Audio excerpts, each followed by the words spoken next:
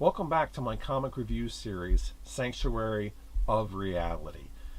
Today we feature an issue of Cerebus that isn't in any phone book. It's not technically part of High Society. It's the epilogue to High Society, but it's not really part of it. It's not in the High Society phone book.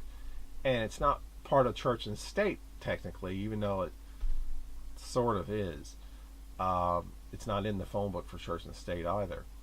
There's only a couple ways to get it, and that is, of course, the original issue, which is fairly priced, the Church and State bi-weekly reprint, first issue of that reprints it, but the most recommended way of getting this issue is Cerebus number 0, which is a collection of about, technically 3 or 4 or 5 issues worth of story here,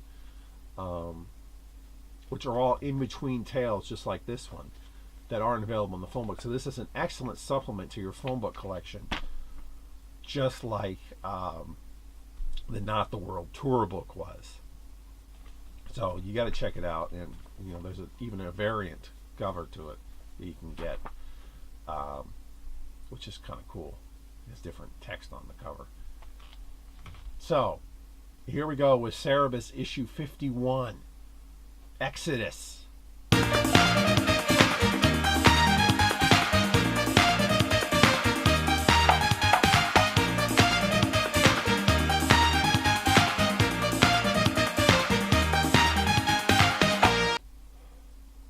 Sneaking out of East after having lost his position as prime minister, Cerebus is forced to hide in a closet-sized spice barrel hold of a ship bound for Togoth.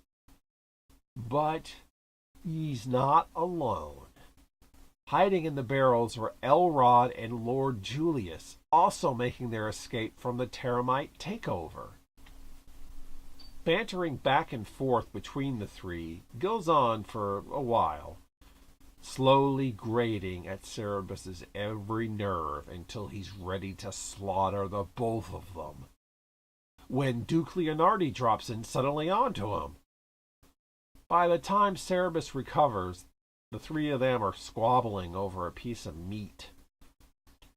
When they overhear a priest is coming aboard to inspect the vessel, they try to hide, with Leonardi being the odd man out. But it turns out the priest is just the purely platonic priest roach, who is easily fooled into believing Leonardi is the spice guard, there to guard against the spice mice. Once he's purely placated, priest roach departs, leaving Cerebus, having finally found his sword, to decide who gets chopped up first, when Lord Rodney drops in onto him.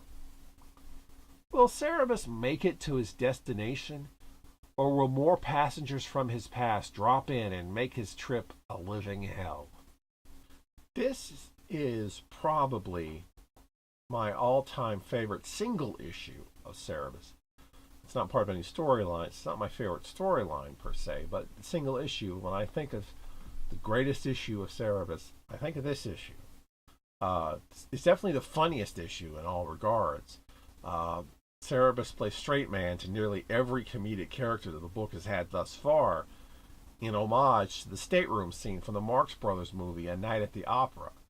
This is also the first time that the Roach appears in a persona completely original and not based on any particular comic character, unless it is based on something and nobody's ever said what.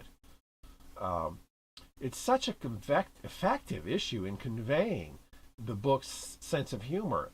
I'd say it makes a great sampler for the humor of the book. If you want to know if the book is worth your time in a single issue, I think check this particular issue out, issue 51. If you don't get at least a chuckle out of what's going on, then Cerebus is probably not the series for you. This is completely 100% recommended. I love this issue. The series does get better, but the humor always is top-notch. And it doesn't get more top-notch than this issue on its own. Next time, Book 3 begins. Church and State 1. and it begins with a trilogy of tales.